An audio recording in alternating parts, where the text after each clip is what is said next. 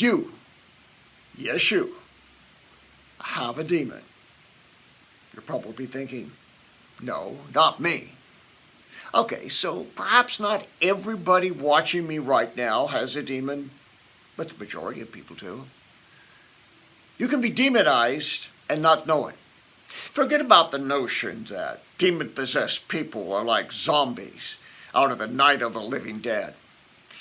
In most cases, demons don't display their presence to the unsuspecting. They hide. They burrow deep in the mind and the emotions of an individual. They come out when it suits their purposes. Otherwise, their evil schemes go undetected. That's why you can have a demon. You don't have to be a bad person. I'll explain that in a moment. Demons are like a metastasizing cancer that's initially painless, unnoticeable, but in the end, it takes a toll if not challenged. Some years ago, a reporter from the New York Times was interviewing me about the subject of exorcism, and he asked me a question. How many people do you think in society are demon-possessed? I pondered that for a moment, and then I said, half the population. I felt unsettled. That was a pretty bold claim to make.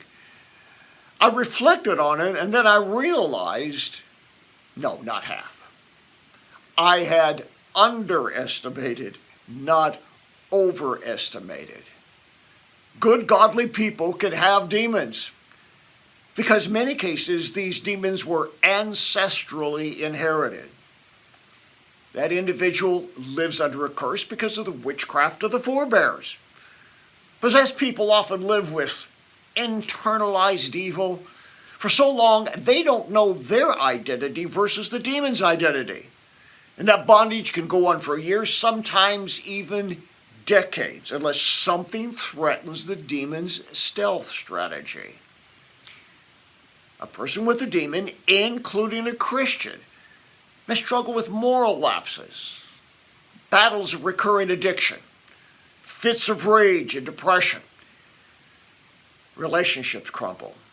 Sometimes paranormal things happen, and they don't know what to do about it and try to explain it away. And if they tell a pastor, he's likely to say, pray more, give more, read your Bible more. Well, a lot of the people who come to me for virtual encounters have done that, and they aren't any better. These people are sincere, probably you. You try, but the torment persists. At this point, who are you going to call? An exorcist. But those are few, and most operate with scant knowledge and skill. That's why we established the International School of Exorcism and the Advanced Academy of Deliverance. And that's why we minister daily by means of virtual encounters. If your life is troubled and nothing has helped, move beyond the not me, can't be me having a demon, and consider some prayers of deliverance. Healing is at hand. Freedom is available, and liberation from lifelong struggle is just as near as your Skype or Zoom. Be willing to admit, though, you have a demon. And then contact us immediately. Health, hope, and victory over evil awaits. As you hear me say, you too, even if you have a demon, can get free, stay free, and live free.